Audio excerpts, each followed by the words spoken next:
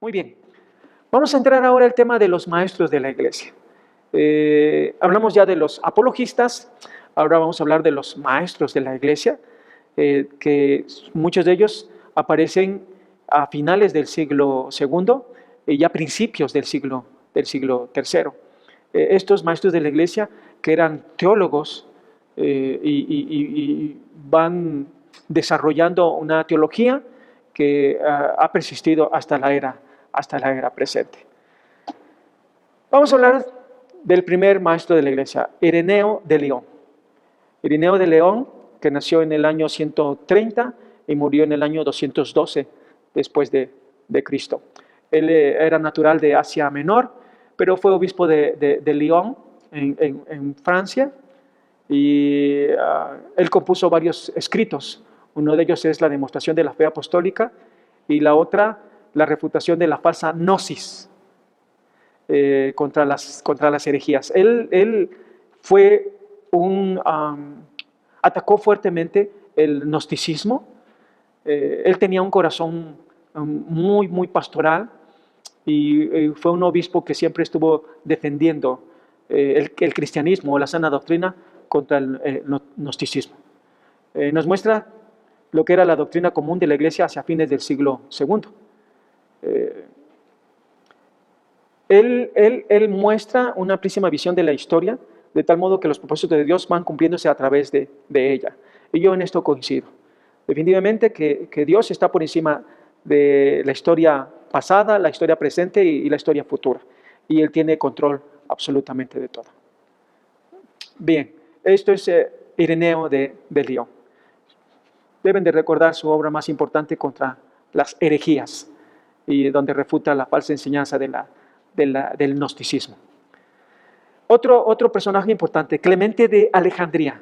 Él nace en el año 152 y muere en el 217 después de Cristo. Él nació en Atenas, pero llegó a Alejandría, que se encuentra en la parte norte del continente africano, para ser más precisos, en Egipto. Y Alejandría, quiero introducir de una vez esto. Alejandría se convirtió en la cuna de la teología de aquella época.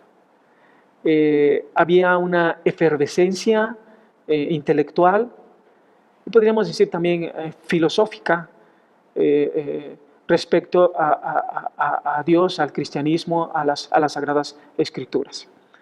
Y de ahí surgieron grandes hombres, grandes pensadores, entre ellos Orígenes, que tal vez es el teólogo que destaca más, pero también incluyó algunas enseñanzas que se salen o están fuera de la enseñanza bíblica, y en su momento las vamos a ver. Estando en Alejandría, entonces ahí Clemente contaba con su famosísima biblioteca a ese lugar, y Clemente consideraba que buena parte de las doctrinas cristianas se encuentran en apoyo en las enseñanzas de Platón. Esa es la cuestión de Alejandría.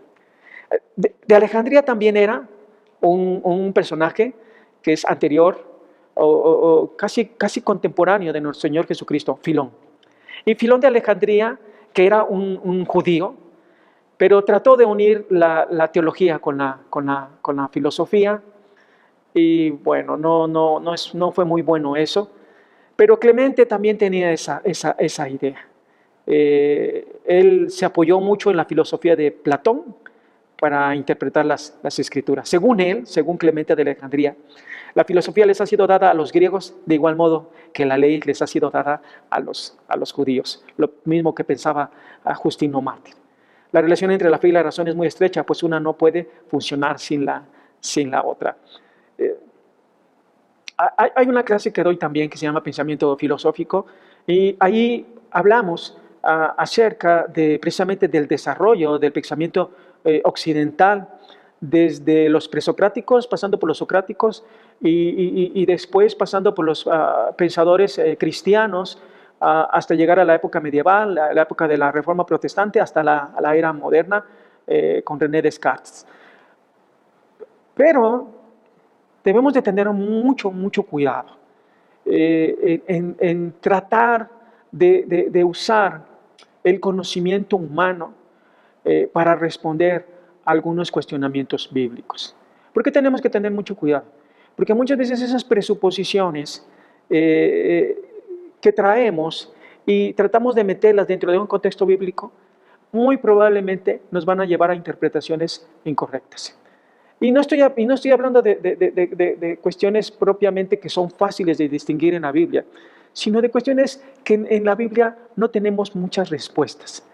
Y con el afán de encontrar esas respuestas, entonces hacemos o se hace el uso de otros medios, como en estos tiempos, de la filosofía para responder a cuestiones teológicas. Tenemos que tener mucho cuidado con eso y en donde no encontremos respuestas, no podemos insertar otras herramientas, porque estoy seguro que nos van a llevar a concepciones equivocadas como las que le llevó, por ejemplo, a Orígenes, que vamos a ver más adelante. El propio Clemente, entonces, concibe su propia tarea, no como la del pastor que guía a la grey, sino como la del verdadero gnóstico. O sea, él habla de una verdadera gnosis. Esa verdadera gnosis se encuentra en la Biblia, pero también en el uso de la filosofía. Su exégesis, esto es Alejandría. Hay dos centros teológicos importantes en esa época. Una es Alejandría y la otra es Antioquía. Alejandría, con una mentalidad más abierta, Alejandría con una apertura al pensamiento filosófico, llega a tener un método de interpretación alegórico. La alegoría les permite o les da una amplitud para interpretar las escrituras de tal manera que pueden escapar o tratar de explicar algunas situaciones. Voy a poner un ejemplo.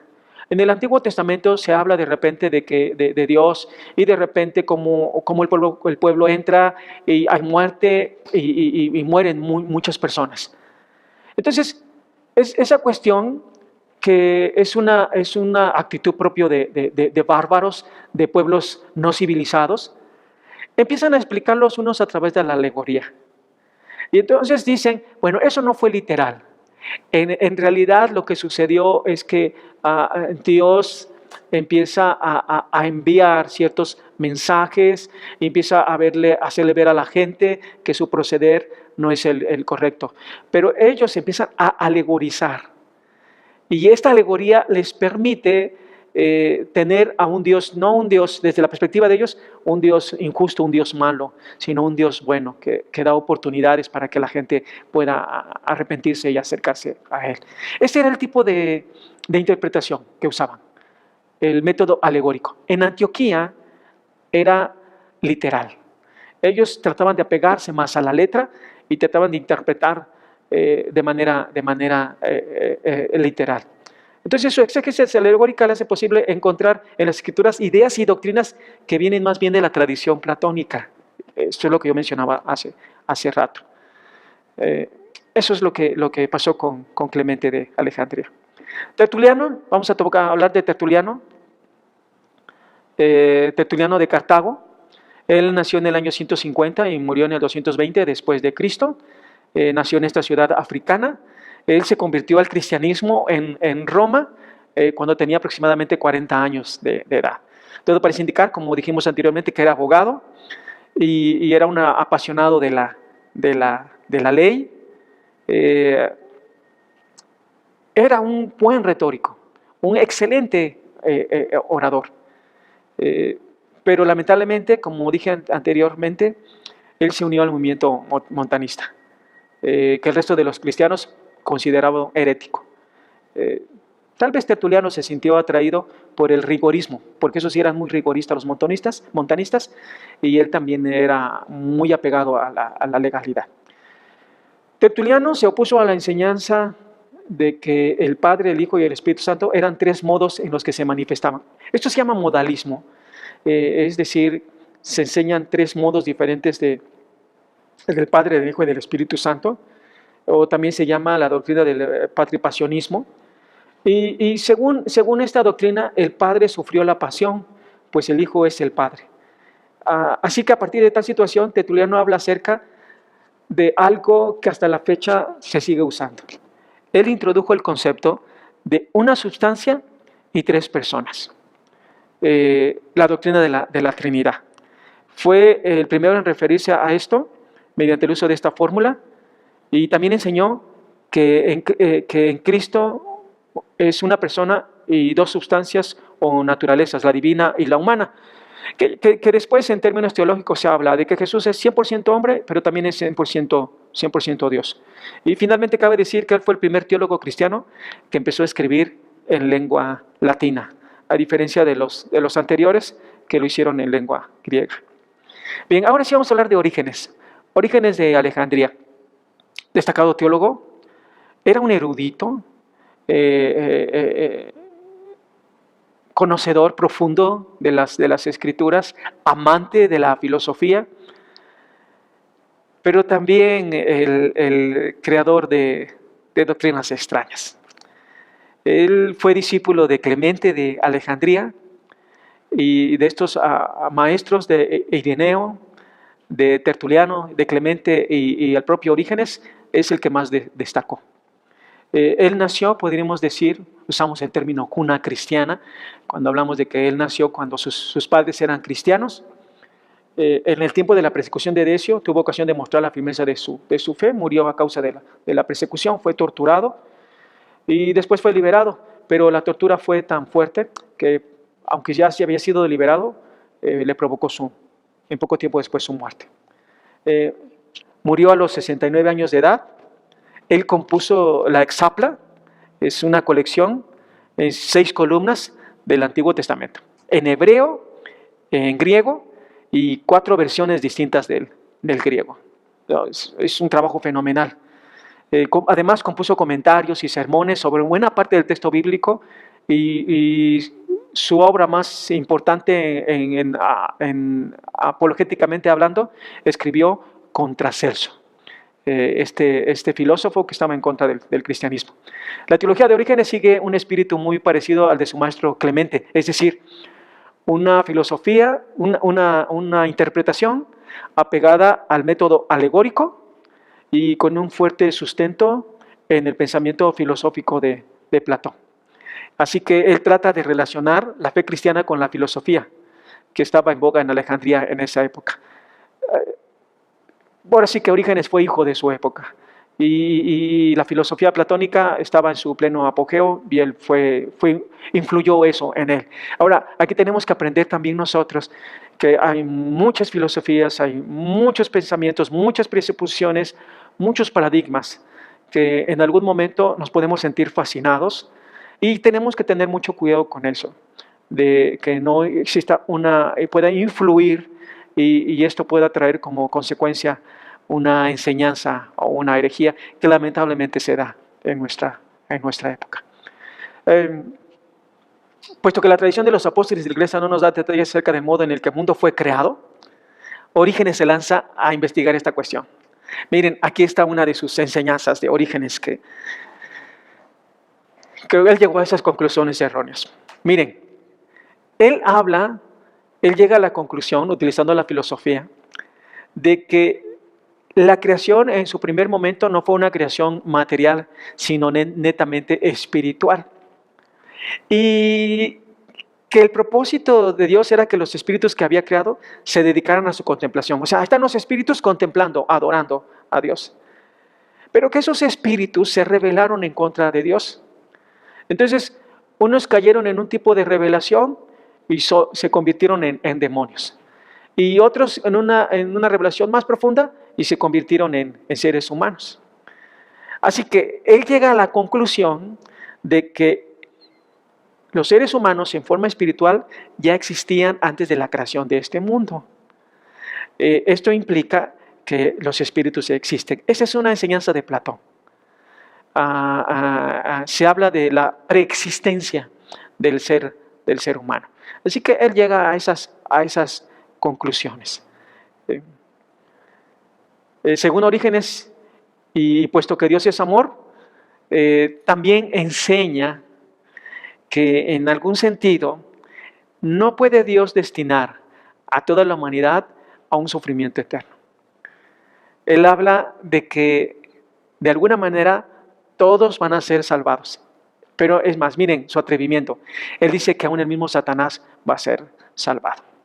Que toda la creación va a recobrar su estado inicial y que todo va a volver a ser como era antes, es espiritual. Es necesario señalar aquí que en muchos puntos Orígenes parece ser más platónico que cristiano. Así que sí, un excelente teólogo, pero es un teólogo platónico que se salió muchas veces de lo que la Biblia enseña, en su afán de dar respuestas a algunas situaciones que no son muy claras en la Biblia, pero él llegó a esas conclusiones. Muy bien, esto es en cuanto a Orígenes, y ahí están sus enseñanzas. Su apología es muy buena contra Celso, pero no así, por ejemplo, estos ejemplos que acabamos de ver. Una breve reflexión para cerrar esta parte del siglo II, que hemos hablado acerca de la persecución, hemos hablado de los apologistas y de los maestros o teólogos. Una breve reflexión y tengámoslo presente. Los cuatro grandes maestros que han sido estudiados tienen puntos fuertes y también puntos débiles. Se debe de ser muy cuidadoso a la hora de interpretar la palabra de Dios con herramientas como la filosofía, como la sociología, como la psicología o la antropología. La palabra de Dios debe estar por encima de cualquier esquema epistemológico que parta del mero raciocinio. Todo aquel que no considere de manera suprema la revelación especial de Dios puede caer en el error de interpretar equivocadamente la Biblia. Ya vimos a Orígenes.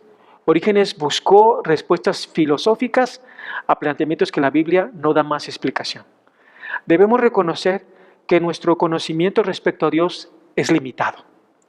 Dios ha manifestado por medio de su autorrevelación lo necesario para el hombre.